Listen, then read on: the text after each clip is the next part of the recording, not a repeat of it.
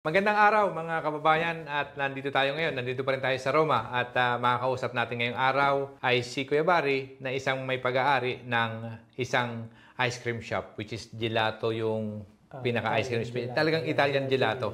So para sa tingin ko, pag nagpunta ka ng Roma at hindi ka nakakain ng gelato, hindi masaya yung bakasyon mo. Hindi kumpleto. Oo. So, Kuya Barry, maraming salamat ulit sa time at panahon na ipinagkaloob sa amin. At talaga naman kami dito sa GSS ay natutuwa at ang alam ko po na talaga naman ka-inspire yung inyong story. So, umpisahan lang natin. Gusto ko lang maikwento mo muna sa amin kung paano ba lumaki at anong klaseng bata si Kuya Barry. Sa Pilipinas ka ba pinanganak o dito na sa Pilipinas? Okay, sige, kwentuhan mo lang kami, sir. So, anong klaseng pagkabata si Kuya Barry nung lumalaki sa Pilipinas? Boss. Childhood. During my childhood, syempre, alam mo yun, yung nanay ko nandito sa Italy, tapos yung tatay ko nasa Pilipinas. So, I grew up na parang walang time. I mean, hindi ka nabibigyan ng time ng magulang mo. Walang nagsasabi sa'yo kung ano yung dapat mong gawin. So, wala kang gaanong guidance. But, awa naman ng Diyos, siguro okay naman. Kumbaga, siguro masyado akong mapangarapin. Okay. Bata ka po, marami ka nang pangarap. Okay. Saan ka lumaking lugar? Saang lugar to? Quezon City. Quezon City. Ikaw ba, nung bata, pinangarap mo rin na gawin ang ginagawa ni Mami, which is nandito siya sa ibang bansa, pinangarap mo ba rin makapunta rito o coincidence o talaga nangyari lang dahil sa parents mo? I think coincidence lang. Okay. Kasi hindi ko naman talaga pinangarap na pumunta ng Italy. Siguro, dalawa lang ang pangarap ko nung bata ko talaga. Okay. Magkaroon ng family kasi wala ko nun eh. So, pangarap mo na bata, magkaroon mo ng pamilya? Parang sabi ko, 10 years old pa lang ako, dapat tatay na ako. Tapos, maging piloto. Yun yung talagang dream mo, piloto. Yun yung dalawang pangarap na pinipilit ko namang gawin. Okay. So ang galing nun. Parang bata ka pa, gusto mo na mag-asawa at gusto mo na magkapamilya. Tapos at the same time, yung pagiging pilot, yun yung talagang ultimate goal. Yun yung pinaka-passion. Okay. Anong taon dumating yung point na anong oportunidad nagbukas sa'yo para makapunta ng Italia? Anong nangyari ang lahat? 17 years old ako noon. Kinonvince ako ng nanay ko na pumunta dito sa Italy. Okay. Actually, nung pagdating ko dito, lost in translation lang yun eh. Parang hindi ko pa naintindihan eh. Kasi alam mo, sir, ganito papaliwanag ko sa'yo. Ilan taong ka nito? 17 years old, 16, 17. Okay, bata pa. Tumawag yung mom ko, sabi niya sa akin, "Nak, ba't ayaw mo bang ayusin yung papel mo? Pumunta ka dito sa Italy." Okay. Sabi niya, dito kasi, yung kasama niya that time, nakatira kami sa palazzo. Pag nasa Pilipinas yung ini-imagine mo sa palazzo, parang, siyempre, Europe, palace, di ba? Ako nakatira yung nanay ko sa palazzo. Okay. Palace. Tama. Diba? Tapos, nagtatrabaho ako sa studio. Ako parang iniisip ko na, studio para siguro, sabi ko, siguro yung nanay ko, trabaho siya sa studio, gano'n, parang, mga Warner Brothers, Hollywood studio. Okay. Kaya yun. So, sabi niya lahat ng gusto mo, mabibili mo. So, yun, parang, syempre. Somehow, na-convince ka? Oo, sabi ko, sige nga, try ko ang pumunta. Okay. So, linakad namin ng girlfriend ko that time, na ngayon misis ko na, yung papel ko. Nandito na siya noon? Nasa Pilipinas na siya? Wala pa. Girlfriend ko siya noon. Okay. Tapos, 17 years old ako noon, awa ng Diyos, lumabas yung papel ko. Nakarating ako dito ng Italy. Pagdating ko dito, yung palazzo pala, itong condominium. Okay, so parang ganito. Okay. Tapos, sabi ko, siguro naman may bawi. Sabi ko, baka dun sa trabaho ng nanay ko. Kasi studio daw Studio. Yung pala nga, pag palazzo, yung palazzo pa nun na yung condominium na tinirahan. Since nga, hindi naman siguro pangit, pero siyempre, iba yung ini-imagine mo sa Pilipinas, iba yung expectation mo. Tapos pagdating mo yun, ito pala yung maabutan mo. Tsaka kadalasan, di ba, pagka-anak ka ng isang OFW na palagay ko nung bata ka, kadalasang bata, sa amin sa pamilya namin wala nakapag-abroad. Pero yung misis ko, nasa ibang bansa rin yung nanay niya, matagal na nag-abroad. Parang sa akin naisip ko lang, malaki magpadala, parang siguro sarap kumita ng pera. Di ba? Kasi may buwan-buwan yung mga anak niya napapadalahan. Ikaw ba, bilang isang anak ng OFW nung lumalaki ka, siyempre 17 ka na nung umalis. The whole 17 years, nung iniwanan ka ng mami mo, ilang taong ka ba? Nung nasa Pilipinas ka na? Nasa Pilipinas, actually, nag-migrate si mama dito. Nasa, 6 years old, turning 7 so parang 10 years yun na magkahiwalay kayo nang umuwi-uwi lang siya. Ganun naman talagang buhay ng isang OFW. Which is, para sa'yo, ano yung pinaka mahalagang bagay nung nandun ka pa sa Pilipinas na natutunan mo at nai-apply mo nung nandito ka na? Kasi syempre, habang lumalaki ka, bukod sa pag-aaral, nakapag-aaral ka naman, ay ano yung isang bagay na natutunan mo na masasabi mo, buti na lang alam ko na yung ganung bagay. Di ba? Siguro, alam mo, more on siguro, kasi since bata ako, hindi naman ako masyado nag-expect sa mga bagay-bagay. Alam mo talaga, wala akong expectation. Basta gusto mo lang, hopefully someday maging piloto ako at makapag-asawa ako. Kaya nung dumating ako dito, nung nakita ko yung trabaho ng mom ko, nakita ko, ay, ganun pala yung studio. Yung studio pala, opisina, nalilinisin mo. Yun pala yung studio. Hindi studio. Pala yun. Hindi na, although medyo, syempre, nagulat ako sa trabaho ng nanay ko. Kasi nga, hindi naman sinabi ng nanay ko kung ano yung trabaho niya. Sabi niya, tatrabaho lang siya sa studio. Pero hindi naman ako nakaramdam na parang magre-rebelde ako dahil ganun pala yung naging trabaho ng nanay ko. Hindi naman ako nakaramdam ng anything. Parang madali ko siyang natanggap. Kasi hindi naman ako nag-e-expect talaga sa buhay na masyadong malaki. Pero nung bata ka, nabigay ba yung mga lahat ng hingin mo sa mami mo pagka inawitan mo siya, mami, kailangan ko ng ganito? Binibigay? Hindi. Unfortunately, hindi. Kasi, although alam ko kasi yung nanay ko, syempre, alam mo yun, mga karamihan, yung mga old story ng OFWs dito sa Italy, bago ka pa nagkaroon ng papel, gumagastos yan. May mga utang yan sa Pilipinas na binabayaran. And then my mom was, parang hindi naman sila in good term ng dad ko. So, hindi rin ganun siguro. I mean, hindi ko alam kung paano yung mga finances nun.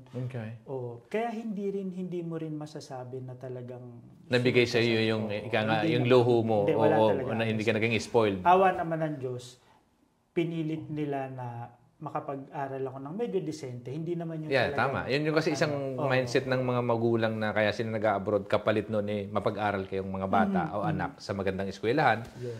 So, ilan kayo magkakapatid, boss? Yung nakadeklara ba o hindi? Mayroon bang hindi nakadeklara? Baka malaman, pag napanood nila yung video, baka malaman tayo. Hindi. So, 3 kaming magkakapatid. Okay, so same yan, biological mother and father? Hindi naman. Okay, so that's fine. So part ng lang yan. So obviously, maisigway ko lang, So nung nandito ko na sa Italia, dumating ka na dito, so ano yung naging first job mo? 17, nagtrabaho ka na ba agad o nag-aral muna? 17 years old ako noon. Syempre, kagaya nga nung sinabi ko sa'yo kanina sa week, di ba? Ang unang goal ko magkaroon ng pamilya. So, syempre... Nagnanligaw na agad? Yung girlfriend ko sa Pilipinas na 16 years old pa lang. So 16 ka nagka-girlfriend? 16 years old ka may girlfriend ka na? Na-teacher ko siya noon.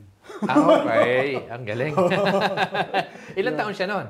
21. So, mas matanda siya ng 4 years? Pero hindi halata. Tama. Pwede. Baka mapakinggan niya. So, okay. So, nandito ko ng 17 years old, tapos naiwan si teacher. Ano to? DepEd ba to? O private school? Private school, pero nag-resign na siya bago niya ako sagutin. Okay. Kasi baka mamaya... hindi. Nag-resign na siya bago nung siguro nararamdaman niya magaling na estudyante to. Teacher yung niligawan talaga. Di siya. Right foot first, di ba? Kung kasi hindi ako nag-expect masyado sa buhay. So, okay. So, nandito ka na. 17 years old ka. Si girlfriend na iwan. Ano nangyari sunod? Siyempre, kailangan mo, pag hindi ka magandang lalaki, kailangan daanan mo sa pera. Hindi kailangan mong padalhan yun. Para makapagpalit ka pa. Hindi, so, yun. Naghanap ako ng trabaho sa umaga noon. Dito? Nang 17 years old ka? Kasi nga, ang pinakiusap ko sa mama ko, meron akong girlfriend sa Pilipinas. Gusto kong magkaroon ng pamilya, maging asawa siya. Tapos, magpakasal kami. Sabi ng nanay ko. Ibang bihira yung ganung kabata na talagang yun talagang gusto mo. Pero isa yun sa mga pangarap na gusto mo na kaagad matupad no? Kasi syempre. Ganda nun. Actually, sa akin naman, wala namang masama sa pag-asawa ng bata. Kasi at the end of the day, I wish na mayroon akong anak na kasing halos, kasi pag tinignan mo parang kapatid mo lang, mas maganda actually, di ba? So, anyway, so 17 years, nagtrabaho ka. First job, anong trabaho? Yun, first job, ito nga, kinausap ko yung nanay ko, sabi ko, ma, tatrabaho ko, pero mag-aaral ako. Promise ko sa'yo. Galing. Kaya ang ginawa ko noon, nakahanap ako ng part-time job. Ito nga yung gelateria na minamanage ko. Yung binili ko na ngayon. Wow. So first job mo yan, 17 years ago, 14 years ago, parang mga 23 years ago. Oo. Okay. So nandiyan ka. So ang trabaho mo ay mag-serve? O? No. Ang trabaho ko talaga noon, kasi ayaw niya akong tanggapin dahil 17 years old lang. Okay. Sabi niya, Barry, alam mo naman ang batas dito, gano'n. Pero sa English niya sinasabi. Italiano hindi pa ako marunong Italiano to, okay. Hindi pa ako marunong mag-Italiano nun eh. Isang hurdle sa akin eh. Yung hirap maka-adapt ng Italian eh. Kaya yun, so tinatry niya na sabihin sa akin na hindi pwede kasi minor ka lang, gano'n. Yeah. Kaya yun, sabi ko, kahit tagahugas lang. ng plato. So sa bandang huli, nakulitan, pumayag na rin. Nakulitan siya, pumayag siya. Okay. Tapos, so meron na akong nakuha, sabi niya, pero twice a week ka lang magtatrabaho, 4 hours lang. Parang so twice a week, so 4 hours, parang 8 hours a week. 8 hours a week. So 4 hours per hour. Parang lang, allowance ko lang. Maliit lang. Okay na rin just to sustain myself habang nag-aaral. Kasi si mami nandiyan naman na siya, may pagkain ka na, wala ka nang alalahan noon, di ba? So, okay. So, ilang taon tumagal tong pagtatrabaho mo dun sa gelato na ice cream na ngayon, mamaya natin pag-uusapan ng konti kung paano nag-transition. But, so nagtatrabaho ka doon, tuloy-tuloy ba to hanggang sa dumating yung... Tuloy-tuloy. Actually, nangihinayang din kasi yung dating may-ari sa akin. Sabi niya, siguro, ewan ko kung anong dumating na ba't nangihinayang siya. Sabi niya, tuturuan niya daw ako mag-Italian, pero tuturuan niya akong ma-stable yung sarili ko basta't mag-aaral ako. Siya rin yung naging teacher ko sa Italian language actually. Okay. Pati yung mom niya. So, gaano ka-importante dito sa Italia? Kasi mas marami talagang Italiano ang ayaw magsalita ng ibang lengguwahe. Ng English. Ng English o ng other things. So, hindi naman lalo maintindihan kung Tagalog kung pagsasabihin mo. Diba? so, nag-aral ka ng Italiano, which is yun yung may-ari, doon ka rin nagtatrabaho. Siya rin yung nagturo sa'yo ng Italian language. Tapos yun. Pero yun nga, syempre nga, kailangan mo rin ma-perfect mo yung Italian mo. So, nag-aral din talaga ako ng schooling na tinata. Kaya lang pagdating ko dito, kailangan mo palang ulitin yung yung first year high school mo to fourth year high school mo. So kahit nakatapos mo na sa Pilipinas yung high school mo. Di balik na naman ako. Ano ka naman? So first year ka ulit? First year high school ka ulit? First year high school. Siyempre, Malakana. Okay. No? So yun, first year high school uli ako. Nag-take ako na acceleration test hanggang naging fourth year agad from first year. In 2 years natapos ko yung 5 years niya. Di ba? So mas magaling. Di ba sarap? Tapos nagtuloy-tuloy ako ng pre-university. Tapos nag-university na rin ako. Doon ka na ito yung pinag-aralan mong tinake mo kami yung economics, tama ba? So kumusta naman yung pag-aaral dito na, siyempre at sa batang edad, sa tingin ko mas madali talaga mas matuto ng 17 ka pa lang para sa language, especially, di ba? Basta interesado kang matuto. So, sa madaling salita, nung nag-aaral ka sa university, you can speak fluent na ng Italian. Hindi pa naman? Hindi pa naman. Mahirap. Pero you have more or less naintindihan mo na yung mga sinasabi nila, yung basic nakakaintindi na Italian kasi syempre babasa ka rin ng libro tapos yun kasi iba yung Italian business parang English, di ba, may formal so, yung history kasi sa English sa UK naman kasi rules nila in order for you to be able to mabigyan ka ng visa o ng passport, ng British passport, mayroon silang course o may kailangan mong i-take yung exam na may i-reviewin ka sa history, dapat alam mo rin lahat. Tapos yung pagsasalita, testingin ka rin ng may tanong at magsusulat ng English na dapat, which is sa atin naman kasi bilang Pilipino, ang naging advantage natin kahit paano naman, kahit high school na graduate yung mga karamihang Pilipino sa London nakapag-aral ng marunong na mag-English, di ba? So, pati yung history kasi minsan yung iba take 7, diba? So, pero ang maganda, nare-review. Lahat yun through computer naman at saka may libro din. So, para sa akin, ganun din ba rito sa Italia? So, kailangan masubukan ka na alam mo talaga yung history ng Italian. Alam ko pag nag-apply ka ng citizenship. So nag-apply ka ba in your case? Naging citizen ka noon pa, bata ka pa o hindi na? Hindi ako nagre-request pa ng citizenship. Hanggang ngayon? Actually. Okay, bakit? Although, yun nga, siyempre, mga anak ko, Ilan taon na ba yung mga bata? Meron akong panganay ko, 18 years old. Di ba? Parang... Siyempre, gusto ko nga, goal ko nga sa buhay, maging Tama. maging tatay. Ako naging tatay. Galing, ang ganda. Ang galing Tapos yun, Italian citizenship. Pero, automatic yun, di ba? Pag dito ka pinanganak? Hindi. Pagdating mo ng 18 years old, kasi hindi sila iuis sanguinis. I mean, iuis sanguinis sila, hindi sila iuis solis. Kaya so, pag pinanganak ka ng Filipino parents, automatic, Pilipino ka kahit dito ka pinanganak? Then at 18 years old, pwede ka na mamili kung gusto mong mag-convert ng Italian citizen. Oh, I see. Ang galing din So, maiba ako. So, nagsimula ka na magtrabaho, nagkaroon ka na ng pamilya, nagkatrabaho ko doon sa ice cream shop, nag-aaral ka. So, ano pa yung mga ibang naging trabaho mo apart from doon nag-aaral ka? After ko makagraduate, nagkaroon ako ng opportunity para makapagtrabaho sa isang insurance firm. Okay. Pero hindi kami sa selling, parang actuary job siya, Okay. Kaya yun. Kaya lang after 3 weeks, nagpasa agad ako ng resignation. Ang bilis naman. Hindi pala kaya. Hindi pala ako talaga pwede sa office job. Kaya alam mo, nabibilib ako sa inyo yung mga nasa computer tapos nasa yung mga nag-editing. Kasi hindi talaga para ako doon. Parang nandun yung parang nakaupo ka ng... Kilos ako ng kilos.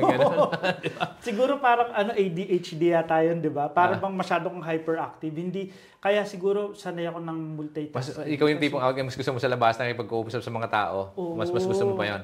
Ako din, hanggat maaari naman kasi sa akin naman, ngayon medyo nag-iiba na.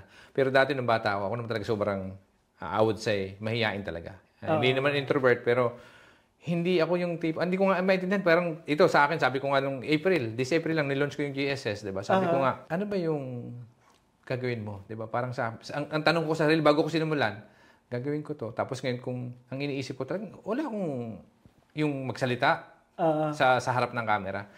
Hindi talaga komportable. Never ako naging komportable hanggang ngayon. Pero para sa akin, na pag paulit-ulit mo pala ginagawa yung isang bagay, wala. Dati lang, parang nag-overthinking ka lang na, camera, may ganun diba? So, tapos ang parating iniisip ko that time, ano kaya sasabihin ng mga tao sa akin? Yun Pero at the end pala, bandang huli, huwag mong isipin yung sasabihin ng ibang tao sa'yo. Mas magandang isipin mo kung ano yung magagawa mo para sa mga tao. So, mas mananaig ngayon na mas gawin mo yung bagay na yun kung gusto mong gawin talaga, baka ito na yung calling na may silbi naman yung magagawa ko. Ika nga. Diba? So, from there, sabi ko, okay, wala talagang background sa pag-i-interview, nagsasalita sa camera. So, inumpisan ko lang. So, for me, in terms of the way... Kung may gusto ka isang bagay, not necessarily business, o kung ano man yung pangarap na gusto mo gawin, sa akin ang importante talaga, umpisahan mo. Kahit hindi pa perfect kung ano man yung gusto mong gawin. In other words, commitments Na sa akin, matagal na tayo, maraming Pilipino o maraming OFW, ang matagal nang nangangarap, parang ikaw, bata ka pa lang, nangangarap ka pamilya, pwede mo bang 16 pa lang magbubuntis ka na ng parang hindi naman maganda. Parang at least kahit pa paano nagtimpi ka pa rin Kasi naging 20 first baby ko 21, 22. Oh, 'di ba? So at least kasi gusto mo na sabi mo parang gusto mo parang 10 years old pa lang gusto ko na mag-asawa pero hindi pwede. 'Di ba? Parang yun Pero sa negosyo kasi sa akin, kung matagal mo nang pangarap yung isang kung ano man yung gusto mong gawin in terms of sa'yo, bata ka palang piloto, tapos ngayon mo palang gagawin, at least, gusto mo, inumpisahan mo pa rin. Diba? Kasi kung hindi mo gagawin, hindi mangyayari Diba? So, sa akin, gusto ko lang, ano yung pinakamatinding pagsubok na dumating sa'yo na, obviously, apart from, namimiss mo yung girlfriend mo nung nasa Pilipinas pa, nandito ka, long distance LDR, diba? Ano pa yung mga pinakamatinding pagsubok na dumating sa'yo na ika nga naghubog sa'yo na, mas ma-resolve mo at the same time parang nalagpasan ko yun Ito lang yung nakikita ko siguro pinakamalaking naging pagsubok ko dito sa Italy is yung alam mo yung gusto mong makapasok sa society. Yung parang magkaroon ka ng place sa society. Kasi unfortunately mahirap ang Italian language. alam mo yung marami kang, alam mo yung may mga potential kang, alam mo na pwede mong magawa, pero very limited. Kasi nga, dahil sa language barrier. Language barrier, tapos nakikita mo ang gaganda ng itsura nila. Yeah. Diba? Siyempre, totoo naman. Diba? Magsasalita ka, tapos, alam mo, magsasalita ka, tapos pango ka naman. Diba? Kaya yun. Yung physical na itsura, parang sabi mo, parang hindi ito yung tamang lugar, hindi akma sa'yo. So yung mindset yun eh. Feeling ko. Yun yung nasa isip mo. Pero on the other hand, in my opinion, you can flip the thing, 'di ba? Na parang in order for you to do that, is a question of convincing yourself first in my opinion. Pero mahirap naman kumbinsin mo yung sarili mong gwapo ka, 'di ba? Baka kasi in love ako sa sarili ko noon. Totoo naman 'yun. But then sa tingin ko talaga sa lahat bibihira kahit naman may itsura. Parang for somehow sa akin 'di ba, sa sarili ko, ang personal opinion ko doon, lahat tayo parang somehow, mali nga na sabihin natin na, ito yung itsura ko Ito yung binigay ng Diyos Dapat nga masaya tayo kung ano meron tayo. The fact na kumpleto, may tainga, may ilong lahat.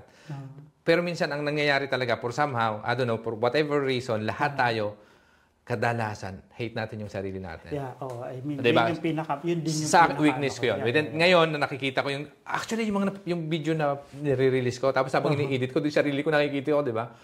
Para sa akin, puta, nagsura ko pala dito. Parang ganon. Pero somehow, sabi ng iba, you have to love yourself. May tinatawag na love self. Di parang manifestation o affirmation. Okay. Di ba? So, and every morning, dapat pasalamatan mo imbes na pat naman ganito yung binigay mong itsura sa akin. Tama yun. Kasi pag hindi mo daw minahal yung sarili mo, kung ikaw mismo sarili mo hindi mo nagugustuhan in terms of physical, 'di ba? Kahit yung iba gusto lang mag-gym, o kaya lang forma na lang. Nakuha naman sa damit yan Wala ka nang itsura pa, dugyot ka pa. Di ba? Maglagay ka na ng kurbata. Diba? So sa akin, minsan ako naniniwala ako na doon na sa akin, lahat tayo equal Kapag tinignan mo lahat, na kahit anong lahi, minsan magugulat ka na lang, di ba? Ngayon kasi, dali, nakikita mo na halos lahat, pati mga presidente sa iba't ibang bahagi ng mundo, di ba? Na parang pumunta si president ng Ukraine sa Amerika, parang punta ako hindi man niyang inakma yung pagbibihis. Hindi na ako kurbata, nagpunta ng parang sundalo di ba? Presidente ka ng isa. Pero sa akin, the most thing that you can do, I think, kahit sabi mo nga, yung feeling natin dahil ang alam natin siguro sa itsura. Pero para sa akin, nakukuha sa bihis yan Magbihis ka na lang ng appropriate. People would not look you sa sa itsura Kasi ikaw ba, pag may nakita kang pangit, you judge the people by the look? Kasi pangit, di ba? Kasi minsan, sa akin, I would rather, di ba? Wala na akong pakialam sasabihin ng ilan, basta hindi naman kita nagrabyado Sabihin mo ng pangit ako, pero dapat tayo bilang kung ano man yung binigay sa atin, mahalin natin. Kailangan daw, ma-acknowledge o matutunan natin na mahalin natin sarili natin. Self-love, ika nga. Well, actually po yan, Sir Vic. Yan yung pinakamalaking challenge sa'yo. Challenge ko. And then, nung natutunan ko siyang tanggapin, kasi before nag-suffer yung business namin dyan din. Okay. Kasi nga, sanay yung mga Italian na nakikita nila, puro Italian yung nandun sa selling namin. Galing. No? So nakikita nila, nung may nakita silang nandun ako, Pilipino, parang medyo... Feeling mo o nararamdaman mo na nagkaroon ka talaga ng diskriminasyon? Hindi, parang nararamdaman mo yun. Okay. Talaga, in what way? Kasi talaga may pumapasok sa'yo tapos hindi bibili kasi titingnan ka, hindi ka pala Italian. So feeling mo ganun ang totoong, may talagang discrimination? Oo, talaga. Totoo naman yan pagka sa Europe talaga. Alam mo naman yun, Sir. Okay. Parang nagtayo akong, di ba, nagtayo ng restaurant. Tapos gelato pa. Kasi ganito yan, Sir Vic. Ang isang mahirap talaga is, ang mundo kasi ng negosyo, aminin man natin sa hindi, nakakategorize yan bawat isang bawa. Pag Japanese, pag sushi ang tinda mo, dapat Asian ang gumagawa ng at least, 'di ba? Hindi pwedeng European. Oo. Diba? Pagka naman pizza, dapat Italian. Kahit na puti, baka magmukhang Italiano lang, kahit puti na European. At least Italiano yan, pero galing yan sa ibang lugar. Pero mas maganda. Isipin nyo na lang po, Sir Vic, yung gelato, nakikita nila, Pilipino ang gumagawa. Gaano kahirap papasukin yung Italian noon? Na clients. Pero sa akin, sa tingin ko, in my personal, yung product ng gelato, totoo naman yun mas lalo na kung foreigner yung mga bakasyonista yung mamimili. Oo, Tek diba? pala, baka mamaya, gamang Pinoy lang yan Oo. Lalo na kung Pilipino rin, Yun lalo yung nga. mamimili. Pero for me, sa akin ngayon, sa panahon ngayon, nowadays, kahit naman kasi pumunta di ba parang pumunta ka ng Vienna, pumunta, anywhere in Europe, may gelato na So para sa akin, not necessarily Italian yung nagbebenta ng gelato, but then it's a question of as long as the taste of gelato is para parehas naman halos Pero unfortunately kasi alam mo naman pag nasa Italy ka dapat talaga, 'di ba? Nandito punta ka ng Italy, dapat Italian gelato, Italiano. Dapat mag-hire ka na lang ng Italian, di ba? So, well, yan yung naging So dati ganun ang iniisip ko, pero iba yung hospitality tsaka ngiti ng Pilipino. Kaya medyo nagda-downfall kami dati sa alam mo, muntik na kami magsara before that dahil nga 3 Italiano kinuha ko sa selling na sa magpa-front ng sa shop. Kaya yun. Tapos nung after COVID, syempre mahina na yung sales lalo. Tapos came from crisis. Tapos yun, may 3 pa kami tauhan na papasweldohin. Linakasan ko yung loob ko na ako magtinda. Tapos sabi ko, bakit ganun? Hindi, yung mga Italian, ayaw nilang tanggapin na ako yung gumagawa ng gelato. 10 years na ako. 20 years na akong gumagawa ng gelato. Tapos, so kaya pa, okay. So anong ginawa mo solusyon doon? Para sa akin kasi, that's the thing na siguro I learned how to love myself, not for being good-looking ko.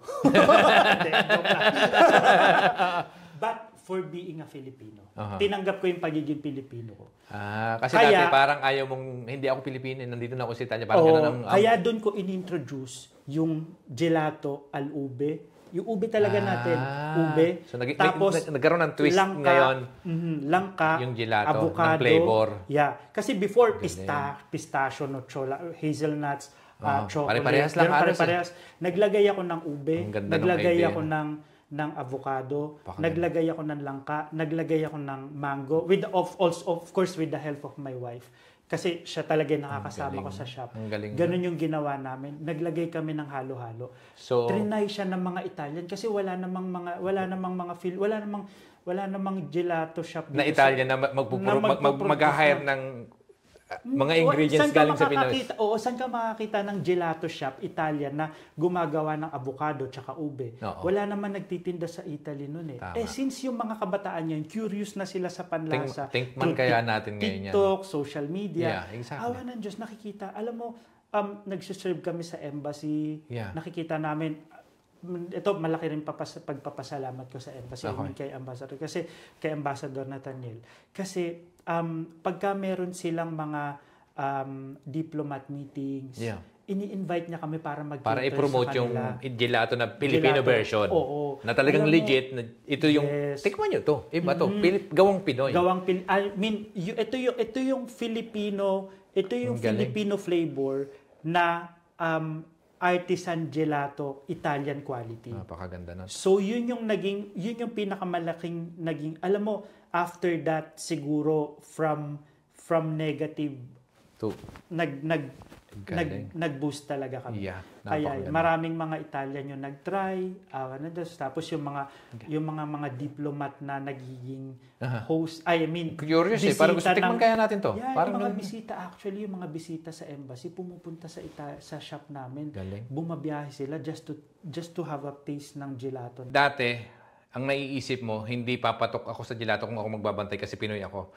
Pero nung twist mo yung flavor na nilagay mong gawang Pinoy na gelato, ito'y tatak Pinoy, nag-iba. Nag-iba yung pananaw siguro mo. Siguro yun. Parang alam mo, napakagaling nun there's nothing wrong to be a Filipino. Ashamed about being a Filipino. At saka, ang problema kasi is, we have our potentials. Yeah. Ba't tayo mahihiyang ipakilala kung anong meron tayo? Siguro yung discrimination, may discrimination talaga kapag ka nagpailalim ka dun sa gustong mag-discriminate sa'yo. Yeah. But if you will teach them, alam mo, it's a matter of education Kapag if you will teach them na pare-pareho tayong tao, no? Pare-pareho tayong O awa ng Diyos, okay na, mas gwapo ka sa akin. Oo. Mas maganda kayo talaga. Okay talaga. Given na yun. Diba? Pero mas masarap ako. Yun yun, di ba? Diba? Gelato flavor na. Kung ikaw ay gelato, anong flavor ka ba? Ube. Kaya yun. Ube talaga yung ano yun. Kahit sa for some reason yung ube talaga, walang kapares na flavor trademark natin yun eh. Magaling tayo. Hindi talagang masarap kahit talaga. anong pagkain, pag sinamahan mo ng ube, tatak Pinoy yan eh. Oo. Pagka purple yam, we love our diba? ube. Diba? Ibang level. So, ang galing nun. Oo. So, in terms dun sa pagpasok dun sa negosyo, gusto ko lang yung transition malaman dahil ikaw na ngayon dating isang hinire ka na una ayaw ka pang ma-convince na kahit ano, nabigyan ka ng pagkakataon makapagtrabaho at the same time ngayon ikaw na may-ari. Ikwento mo lang sa amin at dun sa mga nanonood, paano yung transition? Ano yun? Saan nagsimula? Yung oportunidad? Yun nga, nung nagkaroon ng free market, nagsipagtayuan yung mga kilalang gelateria. Kasi nga, malapit ka sa university, nasa sentro ka. Okay. Ang problema dyan, medyo appetite yan para sa malalaking company, para magbukas dyan malapit sa'yo. Since free na yung market, wala nang kagaya before na barrier, nagsipagbukasan yung maraming shop. So dati ba rule ng Italian yon na company? Dati ang rule kasi ng Italian ng business talaga, ang rule talaga dati ng para kumita ang bawat sektor, hindi pwede magkompetisyon yung pare-parehas. May protectionism nun eh, di ba? After ng gera talaga niyan. I mean, from history ng ng Republican state ng Italy, prinotektahan nila yung trabaho nila. So kung magabay area. So pag area mo yan, ikaw pag gelato ka, ice cream at kilala ka dyan, hindi pwedeng pumasok yung ibang 5 kilometers. So ngayon wala na. Radius. May advantage pa o mas disadvantage? Well, before may advantage yun para sa small cap, para sa may-ari. Kasi you have your potential na dumami talaga kasi kahit pa magtinda ka ng tubig, di ba? Na gelato, yelo, may bibili sa'yo kasi nga wala silang choice ang tao. So siguro maganda yun para sa may-ari, but unfortunately hindi maganda yun para dun sa consumers. Diba? Yun, alam naman natin yung basic ng economy. So hindi siya competitive. Kaya yun. Natatandaan ko nga nun, kahit nagkakamali ako nun, nauubos pa rin yung gelato. Sarap, di ba? Pagka gano'n sold out. Oo, nagkakamali good problem kasi yun eh. Yung tipong may bumibili pa, wala ka nang maibigay. Sarap lang ng problemang gano'n. Ano? Kaya nga. So yun, before gano'n. Okay, so yun nga. So, paano nabili mo yung shop ng dating boss mo? Natakot na siya eh. Kasi nga after ko nun nang makagraduate, sabi niya, Baris, since meron ka ng background ngayon ng commerce at saka na economy, baka gusto mong i-apply yung natutunan mo. Total, kung magtatrabaho ka naman sa ibang kumpanya, magiging ano ka lang. Pero kung dito ka, ikaw mismo yung makakapag-decide kung anong gusto mong gawin. Okay. So, in other words, parang ino-offer sa'yo na i-take over mo yung business. So, in what way? Paano? Siyempre, may naipon ako noon na separation pay. No? So, nag-exit siya? Umalis siya doon, tapos binigay ko na lang yung buong separation fee, tapos binabayaran ko siya. Kaya nga, so nag-exit siya. In other words, binenta niya yung gelato binenta niya shop niya sa'yo. Okay. So, galing nun, ano? Parang dating empleyado na pangarap mo ka mong magpiloto pero at nauwi ka sa pag-ice cream dahil may dumating na opportunity na kaya nga hindi tsaka kahit naman anong gawin ko noon pagka talagang nagtatrabaho ka lang mahal din naman ang pagpipiloto, di ba? So kailangan mo pa rin. Galing. So ano sa tingin mo yung mga sakripisyong di nakikita ng iba behind the scenes nga pero naging parte ng tagumpay mo ngayon? Ano yung masasabi mo na si Barry, madali lang naman mag-ano yan kasi ano ba naman yung gelato. Yung mga hindi nakikita ng iba na behind the scenes, nga, pero naging parte ng tagumpay mo, ano yung sa tingin mo pwede mo i-share sa atin? Akin siguro yung behind the scene kasi matatakotin akong tao eh. Kasi nga, sabi mo nga kanina, ang napansin ko nga sa'yo, sabi mo nga, baka pag ako nang humarap dito, wala namang bumili kasi Pilipino, ba't gelato tinda mo, Pilipino ka naman. Pero sa tingin ko, ang napakaganda ng ginawa mo, paano mo naisip yon na tika muna, mahal ko na, taas kamay na Pilipino ako. Proud na akong Pinoy. Pero ngayon, dapat yung gelato ko, Pinoy version. Yun ba yung dumating sa isip mo? Kaya mo ginawa yung mga Pinoy flavors ng gelato? Parang ano yung isip ko, dapat mag-diversify dyan. Okay. So, ano yung naisip mo? Kasi sa akin lang, gusto kong, ang galing kasi believe ako dun sa ginawa mo. Kasi I never heard before na mayroon na talagang pwede palang baguhin mo. Baliktarin. Yung gelato ng Italia, lalagyan mo ng, kumbaga para sa akin, collaboration yun eh.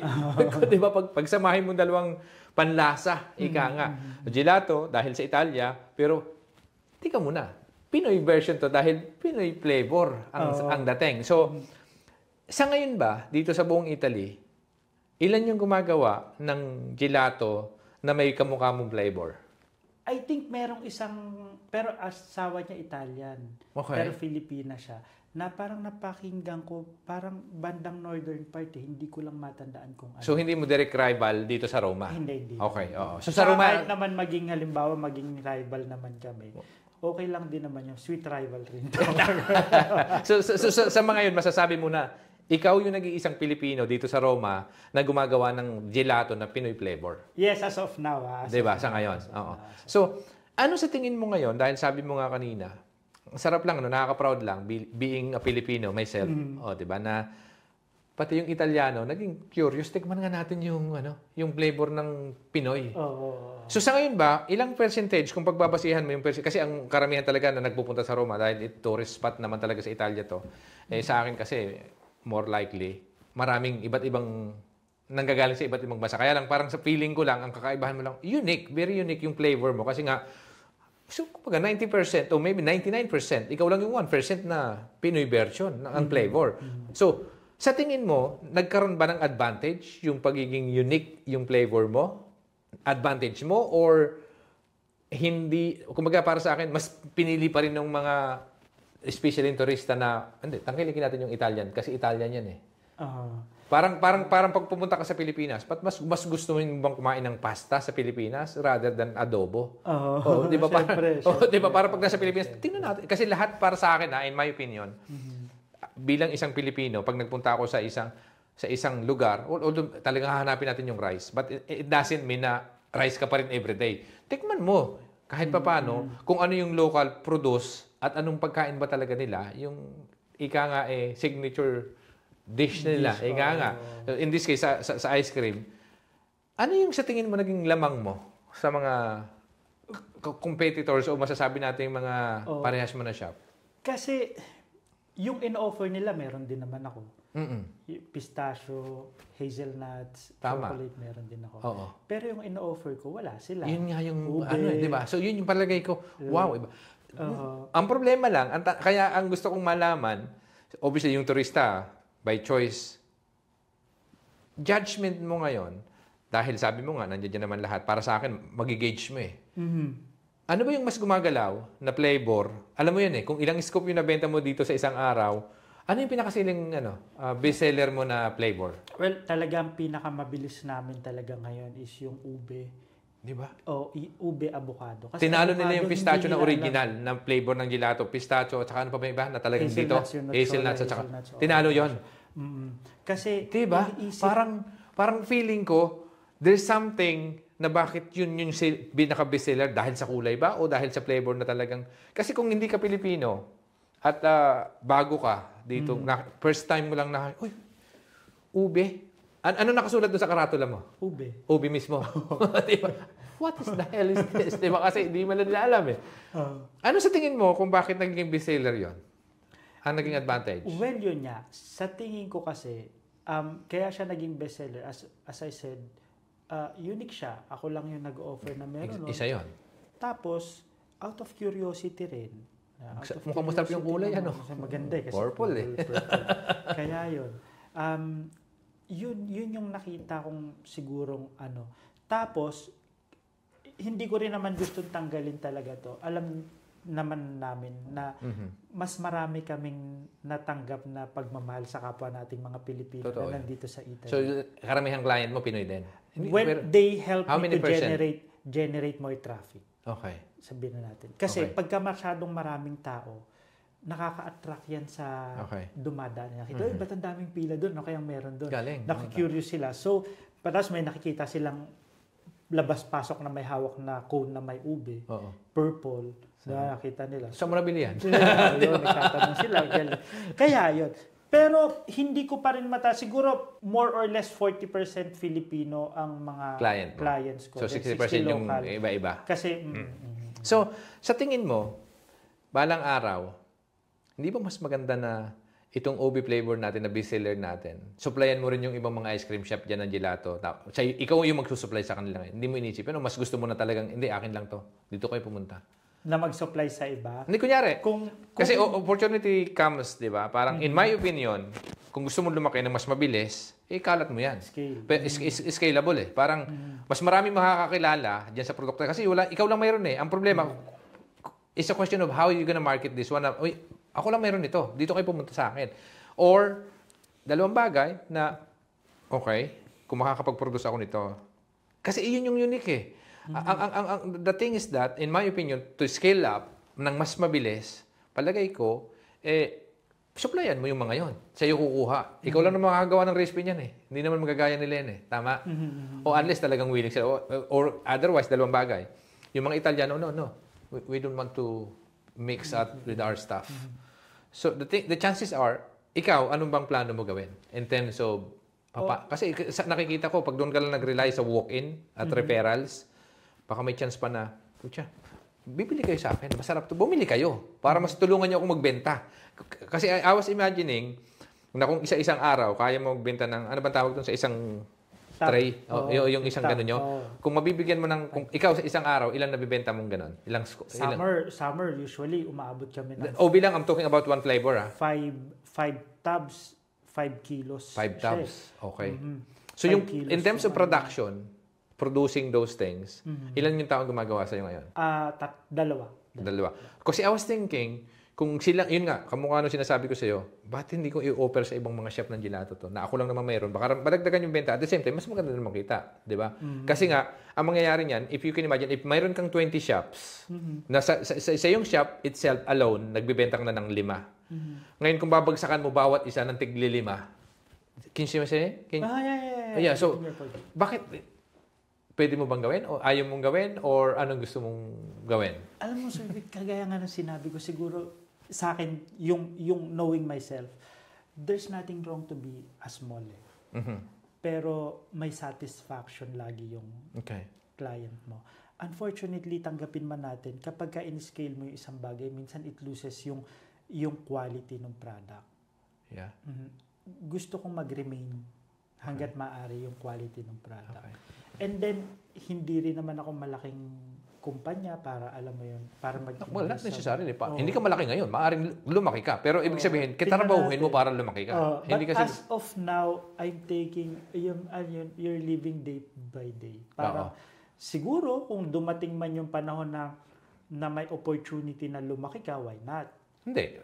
You have to take action in order for you to get there. It's never gonna happen by accident.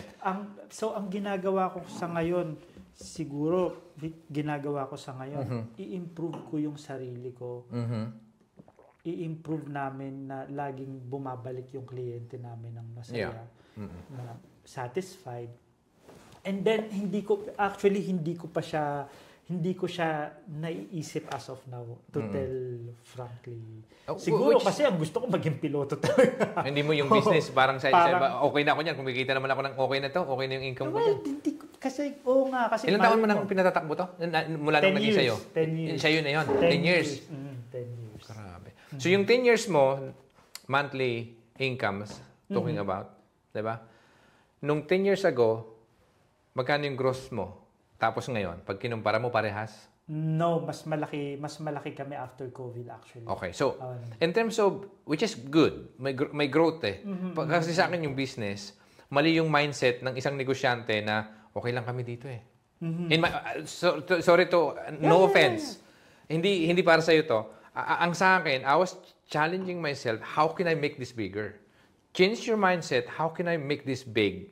Without losing the quality, for example. Yung sinasabi mo nga kanina, you would rather keep it small, but the quality of the product is there. Pwede mo gawin ng sabayan eh. Pero ang tanong kasi, how much do you want to expand?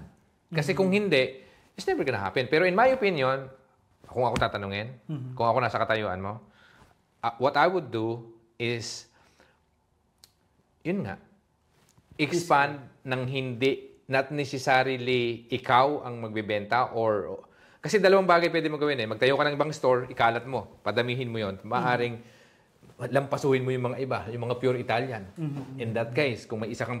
kasi sinasabi nila, sa isang restaurant o sa isang shop, pag may dalawa o tatlo, mas maganda tatlong bestseller na unique product o unique advantage mo, yun yung tinatawag na unfair advantage mo sa competitor. Kasi wala sila nun eh. So, the chances are, kung gusto mong palakihin yun, mag-expand ka ng maraming branches or, in my opinion, para mas maliit yung kapital, you offer this particular thing, yung isang bestseller mo, which is yung ube, bigyan mo yung mga shop.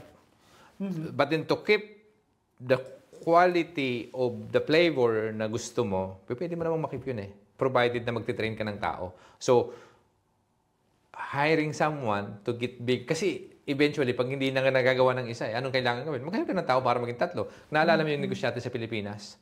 Na ang daming kangkong napakabata pa. Kung narinig mo ito si Joshua. Joshua nga ba? Yeah. Hindi ko kilala, pero yun... Anyway, kangkong na... Dami ng dumaang henerasyon. Sino ba mag-iisip na pwede palang gawing chips yung kangkong? See, what I'm saying is, if you get the opportunity, di ba? Go. Well, siguro nga, hindi ko siya as of now talaga. Hindi mo pa pinagbibigyan ng panahon. Oo. Pero, saan mo nakikita yung sarili mo dito sa in terms of business? Sorry to cut you out, In the next 5 years' time, expansion-wise, kasi ang business daw, in theory, pag nakasurvive ang isang shop ng 5 years, in other words, year 6, year 7, you're thinking about, how can I make this big? Scale up kagad. Level up. Yun na yun.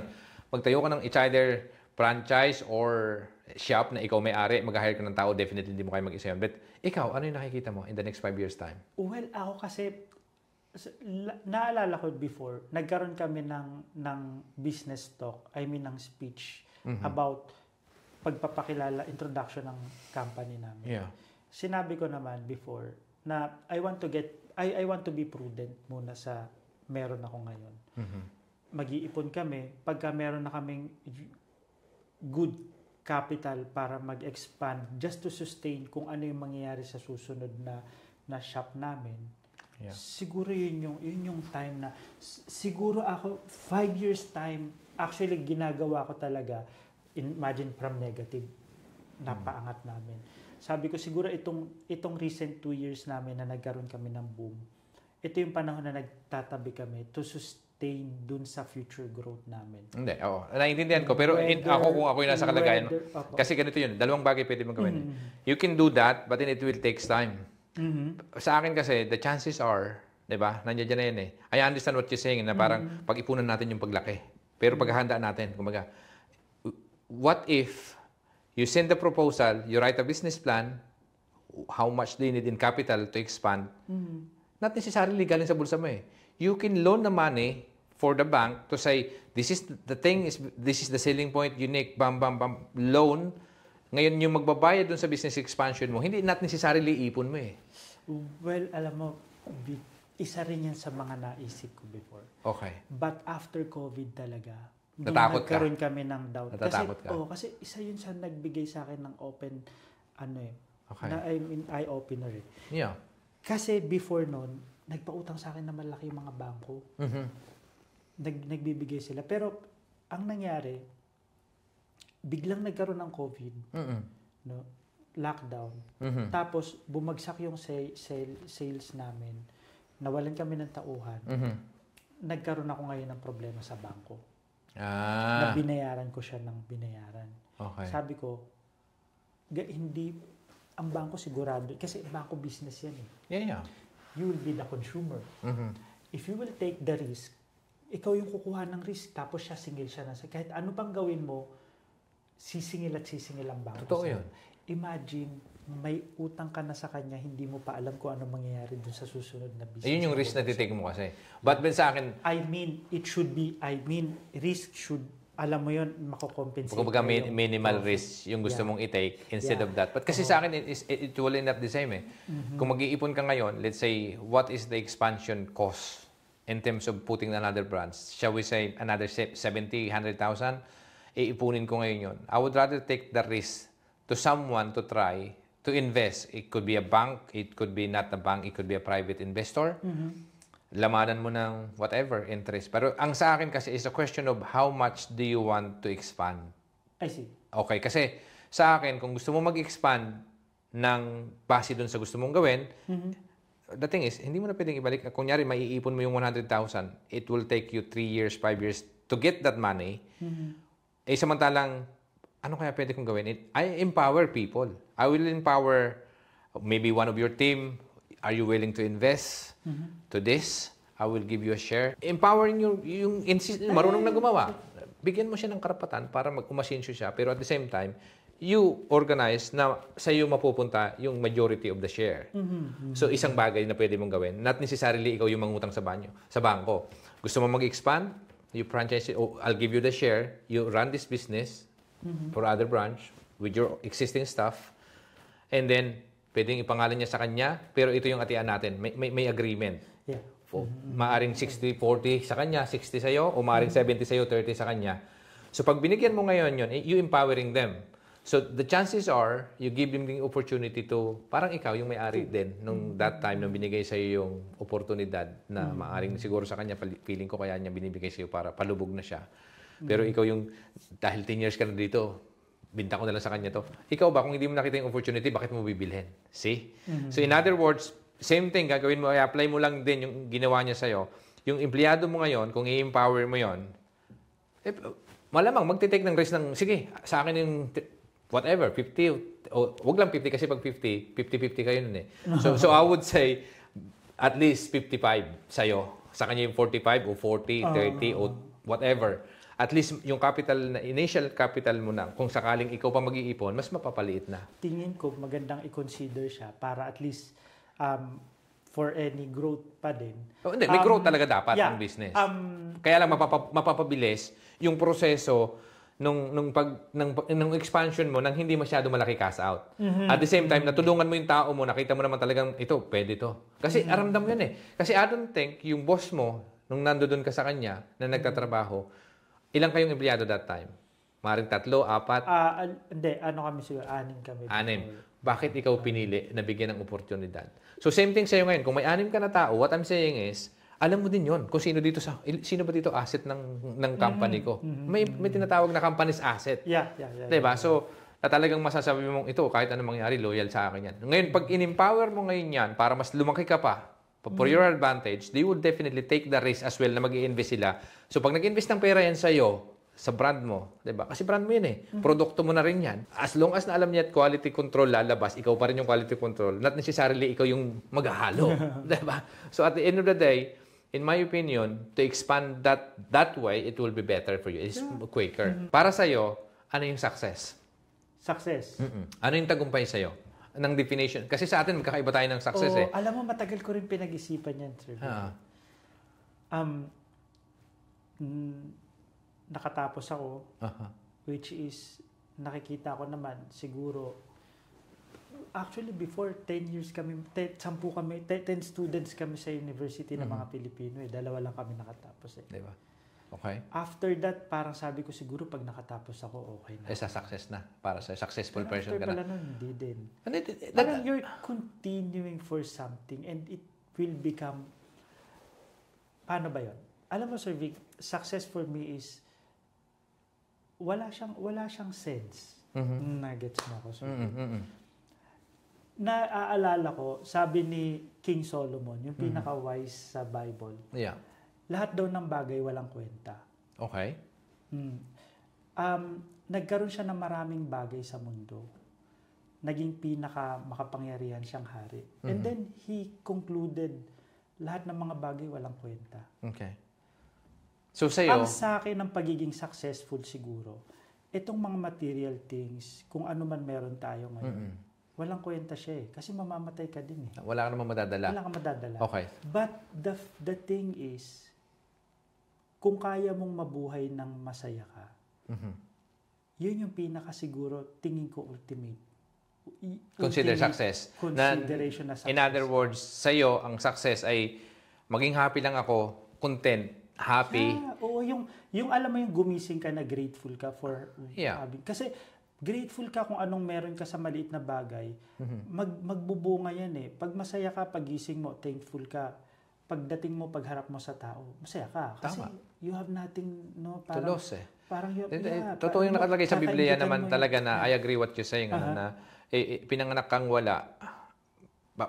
Di ba? Parang pinanganak kang walang saplot. Babalik ka sa lupa, babalik ka sa likod. Yun eh. Diba? Wala ka talagang madadala kahit ano. So, sa akin, ang sa akin naman, di ba, parang enjoyin mo yung buhay at the same time, kung may magagawa ka, natulong. Kasi lahat tayo may purpose eh. Yeah. Di ba? Yeah. I mean, pinanganak tayo dito para mabuhay ka lang. Walang ganun eh. I mean, lahat may kanya-kanya tayong purpose sa buhay. Ikaw ba naniniwala ka na yung pagkaka-offer sa'yo ng oportunidad na bilhin mo yung gelato shops. At ngayon, feeling ko there's somehow, destiny mo yun eh. Bakit sino bang mag-iisip na isang Pilipino na magkakaroon ng gelato shops ng ice cream, tapos ngayon biglang being a Pinoy, kasi dati nga sabi mo, you ashamed being a Pinoy eh. Tapos ngayon, nung natanggap mo sa sarili mo, hindi, Pilipino ako, dapat maging proud akong Pinoy. So sa akin, para ma-sustain yung sinasabi mo na ma-convince mo yung sarili mo na talagang Pinoy ako, gawin kong flavor kaya sa gelato to. Tama ba? Yung aking reading between the lines. I would say nung sinabi mo, nag-iba eh. Na kasi nung naggawa ka ng ibang flavor, which is Pinoy, na proud ka na rin na Pinoy, tapos ako na mismo haharap para magtinda, eh parang being a Pinoy, proud ka, at the same time, para sa akin, eh binigay sa iyo ng Diyos yan, diba? Na para sana mapalawak pa yung flavor ng Pilipino sa gelato ice cream. So sa akin ngayon, why would you stop yourself to spread more people could eat OB gelato?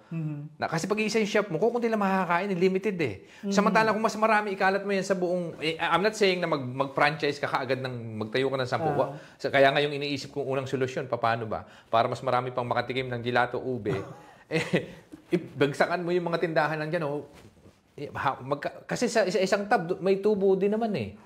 Alam mo, sir. Ang bintahan yan eh. Alam mo talaga, may mga...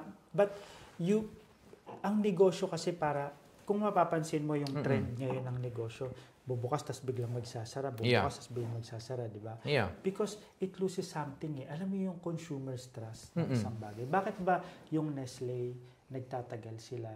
Yeah. No? Because pag nakita mo yung tsaka nag-innovate. Yeah, sabon. Feeling ko yung pagkakagawa mo na sa akin, in my opinion, that's very unique. At the same time, iba talaga. So, ang sa akin doon, yung unique ng flavor mo, ng product, yun yung isang magiging unfair advantage mo sa ibang mga gelato shops.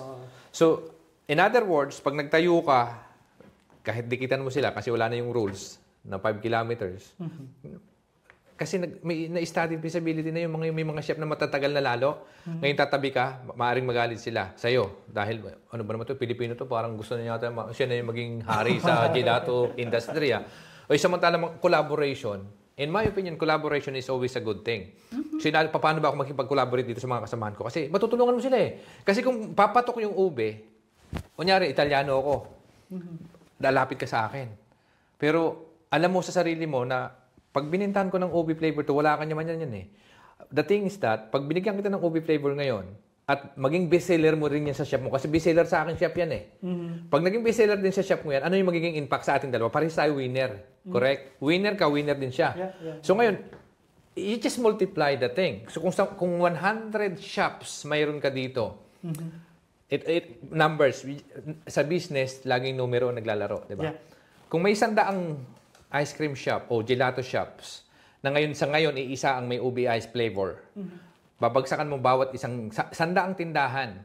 Kumita ka na lang sa isang tab ng conservative na tayo. Magkano ba yung pwede mong ipatong para mag-supply ka sa mga kasama mo nag-ice cream na may kikitain pa rin naman sila?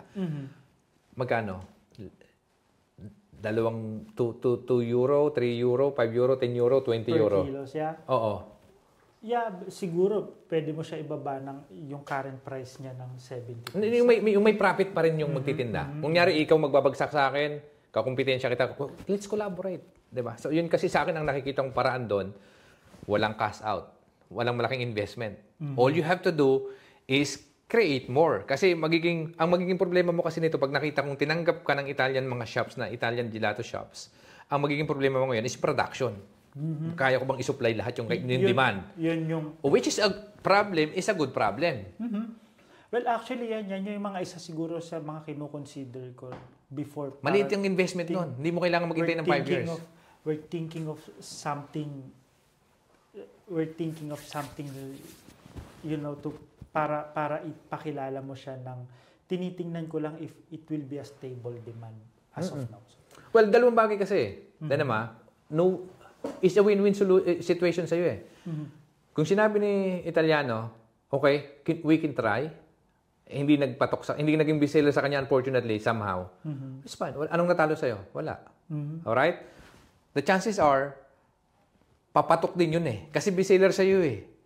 I would be surprised kasi unique nga eh. Ang problema lang kasi ngayon, kasi nga unique product mo siya, wala ka. Kasi ang problema limited kasi isa pwesto eh. Samantalang pag kinalat mo lang sa akin para mas madali, yung scale up o para i-scale up mo siya, mas pinakamaliit na puhunan, ibagsakan mo sila kasi production na lang sa'yo. Parang walang pagkakaiba yun sa tinatawag, pag sa sales ka, may tinatawag na lumalaban ka ng consignment. O, lalagyan kita ng ganitong produkto ha, pagka bayaran mo lang sa akin yung mabibenta, pwede mong i-take ng resyon. O, just to try. So, pag hindi nabenta, balik mo sa akin, kunin ko yan. Yeah. Diba? So, consignment ba tawag doon? Tama ba ako? Consignment. Okay, so, pwede yun. Isang aspect na pwede kang gumawa ng gano'n na sa akin, napakaliit ng risk na puhunan mo. Kasi alam mo kung bakit? Once na napumatok yan, ang mangyayari, ay, ang daming demand. Ang magiging problema mo ngayon is, puta, paano kung ipuproduce yung 100 order? Which is, madaling gawin ng solusyon. Hindi mo kailangan ng malaking kapital. Ngayon, kung kailangan ng makinaryang malaki, so yun yung isang magiging investment. Pwede mo ngayon yung isinasabi ko nga sa'yo na, okay, I'll give you a chance. Production, empowerment, your asset na... Yun yung isang nakikita ko to scale up ng hindi masyadong masakit sa ulo. Pero at the same time, control mo pa rin yung quality. Galing. Diba? Sa lahat ng pinagdaanan mo, ano yung pinakamalaking natutunan mo at bilang isang entrepreneur? Sa experience ng 10 taon bago na nasa iyo rin almost 20 years, 10 taon naging empleyado tapos ngayon 10 taon ka na rin may-ari. So 20 years sa gelato, di ba? Industry ng pagtitinda ng ice cream. Sa akin, ano yung pinakamalaking aral na natutunan mo sa ganitong negosyo? Una, dapat, ang pagninegosyo kasi, paano mo ipipresenta yung sarili mo eh. Okay. Secondary yung produkto mo talaga eh. Kapag halimbawa, wala kang tiwala dun sa sarili mo, hindi mo naman necessary na isipin mong magaling, but alam mo na binibigay mo yung the best mo dun sa ginagawa. Tama. Pag yun ang na-i-communicate mo sa kliyente mo, sa customers mo, babalik at babalik yan eh. Kasi you build the rapport and yung trust sa isa't isa. Totoo. And yan yung pinaka-heart ng business. Ng business. Okay. Tama.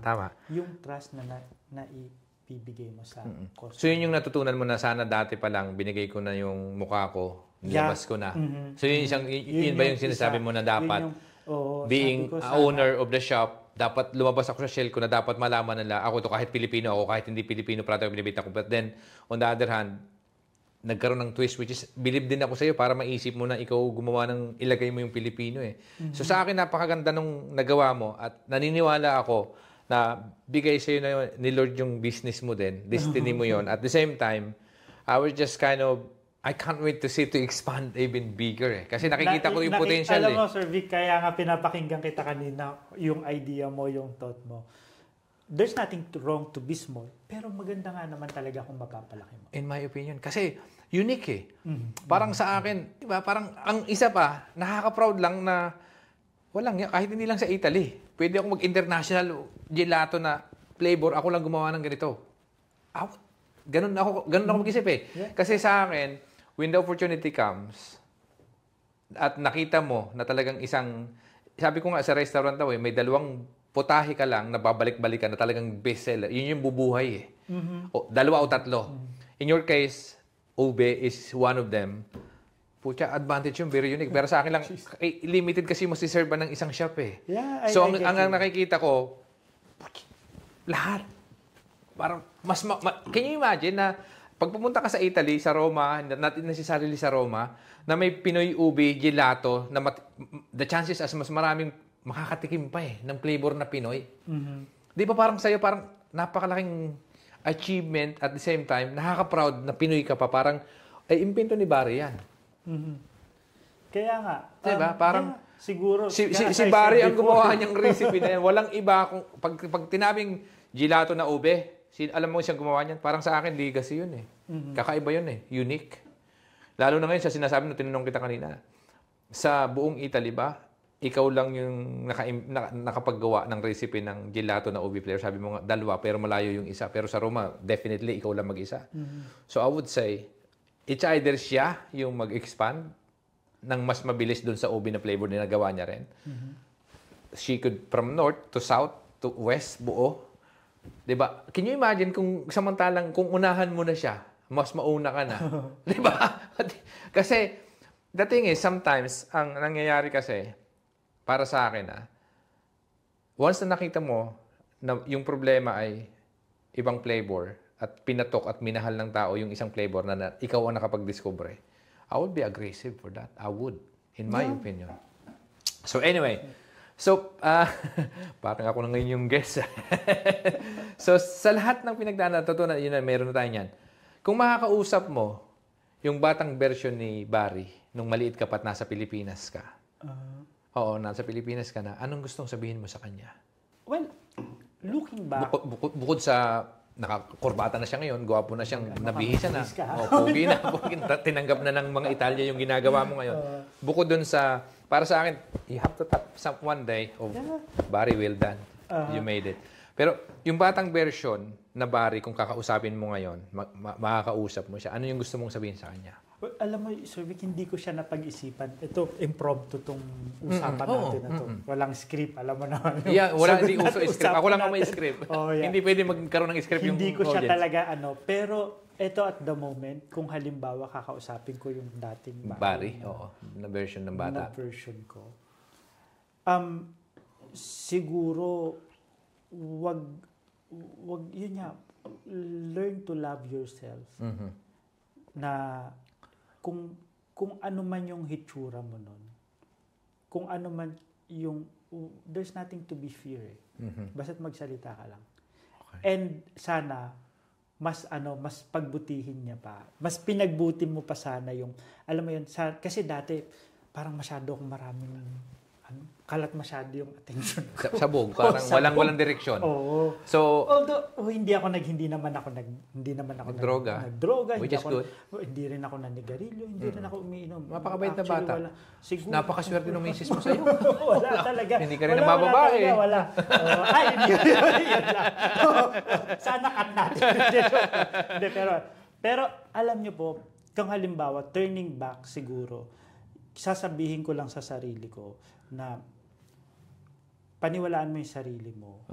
And mas mahalin mo pa yung sarili mo siguro. Pagbutihin mo yung dapat. Kasi yun nga, masyado kung ano inisip ko ng bata ko eh. Isipin mo, pangarap mo, 10 years old ka, mag-aasawa ka na. Diba? Pero yung piloto given, walang problema. Kaya yun. Sabi ko, kung pwede kong kausapin yung dating Barry na, relax, tapos, wag kang masyadong pero pagbutihin mo kung ano yung sinimulan mo before. Okay.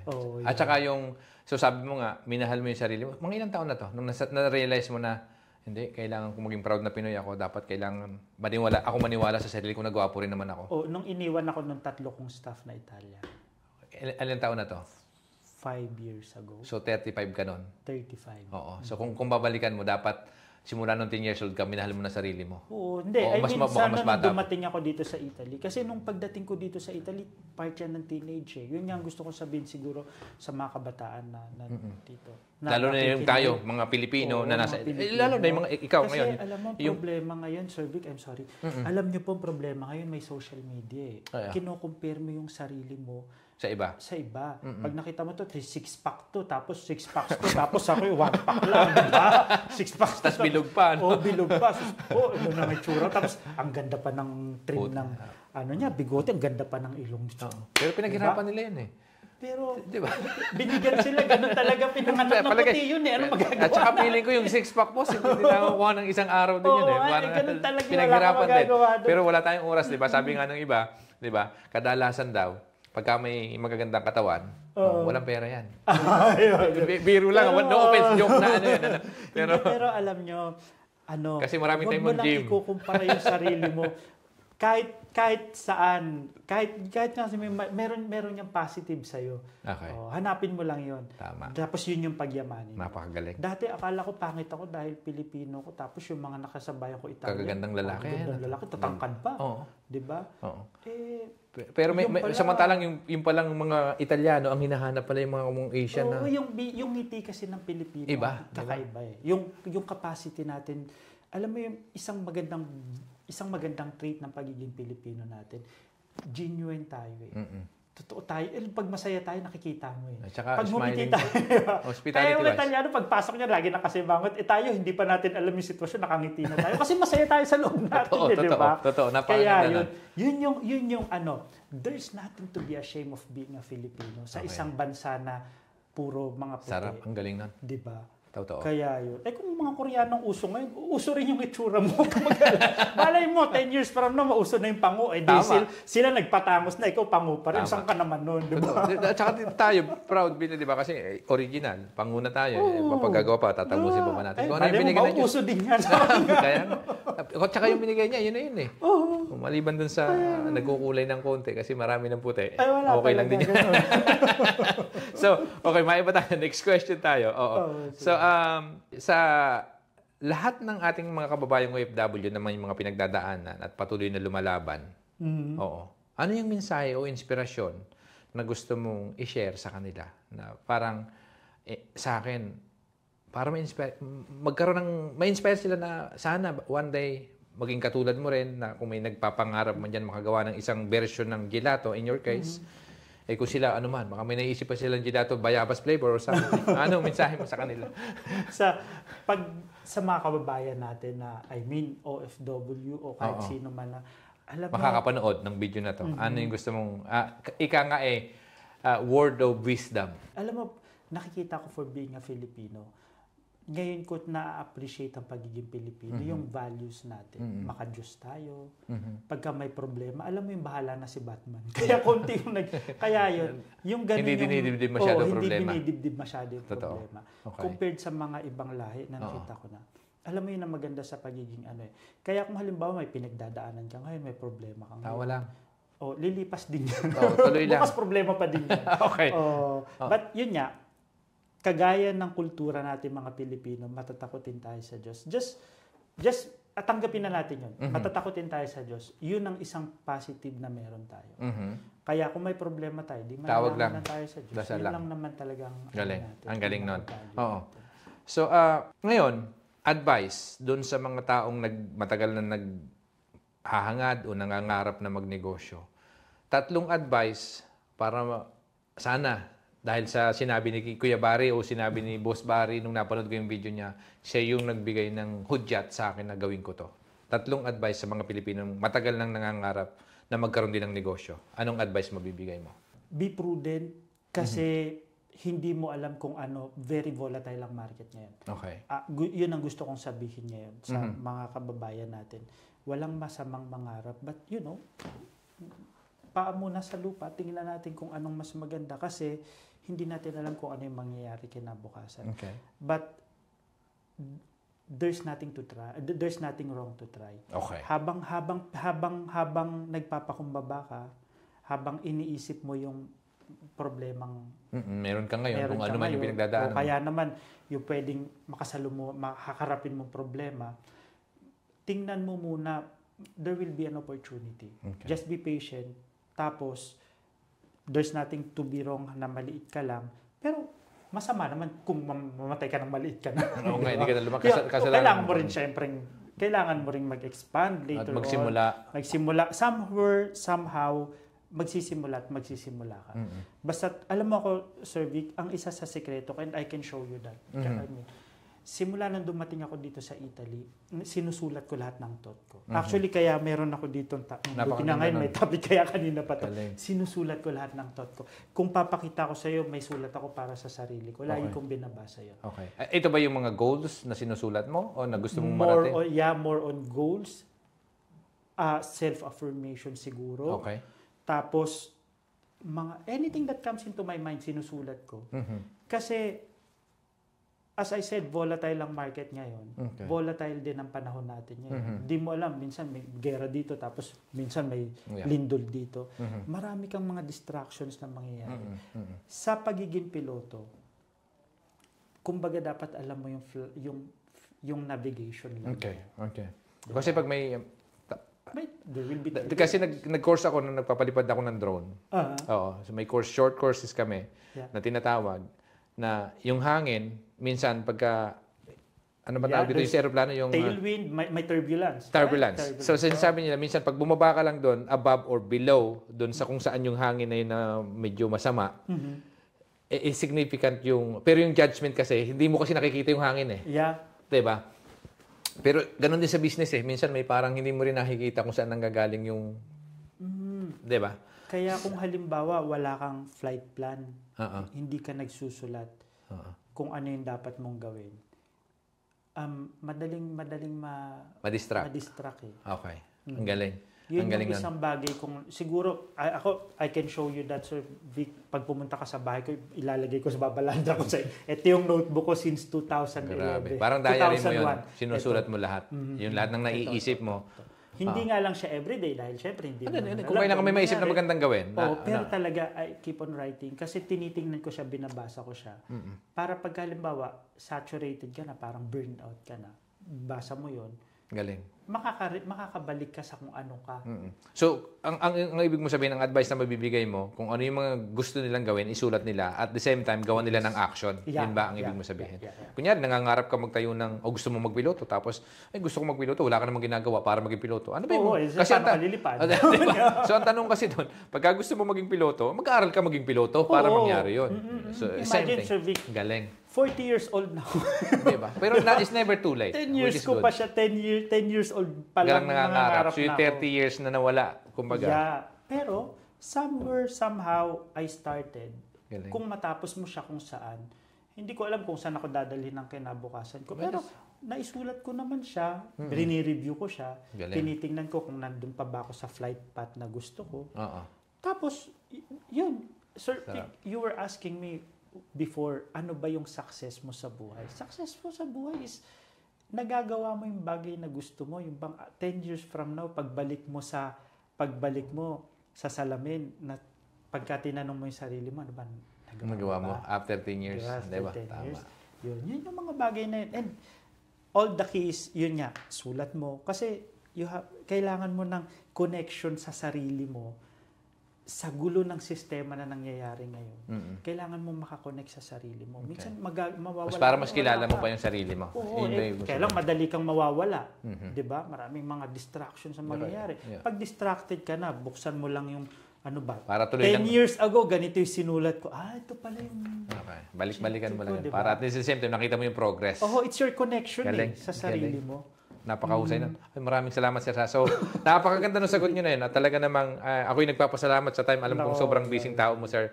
Ngayon, this is your chance to i-promote yung business mo sa mga taong mapupunta o mga kababayan nating mga Pilipino na maaaring magbakasyon sa Roma dahil isa naman talaga isang sa mga ating mga mahal ng mga OFW pumunta dito sa Roma. So, imbitahan mo sila na bumili ng ube gelato sa shop mo.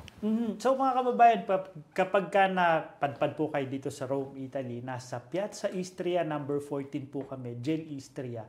Actually, sikat din po kami ngayon sa halo-halo. So, inintroduce namin siya. Isa sa mga bestseller namin is yung Mango Sago, which is fortunately, yung Philippine Chamber of Commerce, nagkaroon tayo ng first time in the history na makapag-angkat tayo ng mangoes from the Philippines direkta. Galing. From farm to market na dadala natin dito sa Italy. Natitikman ng mga Italiano yung sarap ng mangga ng Pilipinas. Galing.